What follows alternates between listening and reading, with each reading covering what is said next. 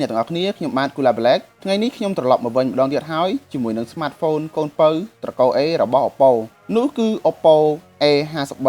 ដែលវាមានជម្រើសពីរពណ៌សម្រាប់លក់នៅលើទីផ្សារស្រុកខ្មែរនៅពេលឆាប់ៗនេះគឺពណ៌ Electric Black ជាមួយនឹង Fantasy Blue ហើយពណ៌ដែលខ្ញុំទទួលបានគឺពណ៌ Fantasy Blue នេះឯងបើនិយាយអំពីរូបរាងរបស់វាវិញគឺវាស្រដៀងទៅនឹងបងធំរបស់វា OPPO A53 ដែរដោយផ្នែកខាងស្ដាំមានប៊ូតុង Power និងផ្នែកខាងឆ្វេងមានប៊ូតុង Volume និង Slot SIM យើងអាចដាក់ SIM បានចំនួន2និង Memory Card បានចំនួន1ផងដែរផ្នែកខាងក្រោមមាន speaker ចំនួន1គ្រាប់រុនសារប្រភេទ Type C រុនស្រោបសំឡេងនិងរុនកាស Jack 3.5 mm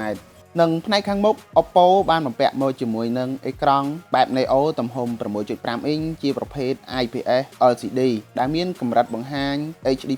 1600 គុណនឹង720 pixel និងដង់ស៊ីតេ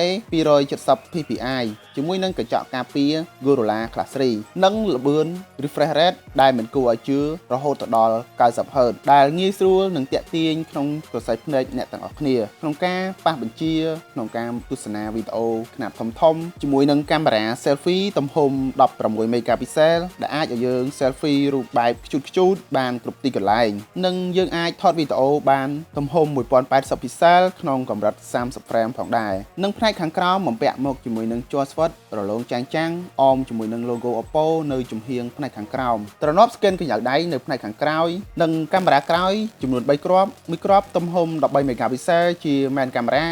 និងមួយគ្រាប់ទៀតទំហំ2 megapixel ជាប្រភេទ macro និងមួយគ្រាប់ចុងក្រោយទំហំ2 megapixel ជា depth sensor ដែលអាចឲ្យយើងថតរូបបានយ៉ាងស្រស់ស្អាតទាំងពេលថ្ងៃនិងពេលរាត្រីជាមួយនឹង dynamic range ដិតស្រស់ល្អ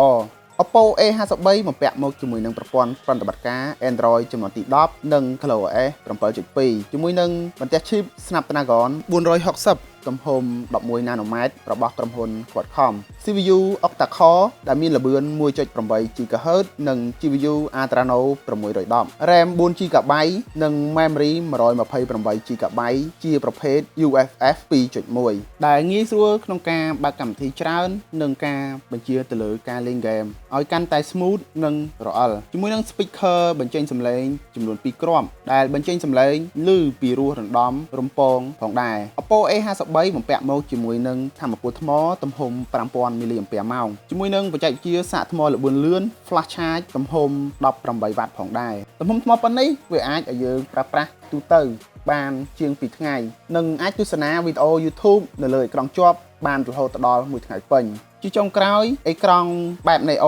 ល្បឿន 90Hz ទំហំថ្ម 5000 mAh ជាមួយនឹងបច្ចេកវិទ្យាសាកថ្មល្បឿនលឿន 18W និងកាមេរ៉ា selfie ស្រស់ស្អាតទំហំ16 megapixel ជាមួយនឹងកញ្ចប់តម្លៃ$189តើអ្នកទាំងអស់គ្នាគិតយ៉ាងណាដែរសូមសរសេរជាមតិយោបល់ម្នាក់មួយនៅខាងក្រោមឲ្យខ្ញុំបានដឹងផងនិងកុំភ្លេចចុច Subscribe និងចុចសញ្ញាកណ្ដឹងលោកអ្នកនឹងជួបខ្ញុំម្ដងទៀតនៅវីដេអូក្រោយសូមអរគុណ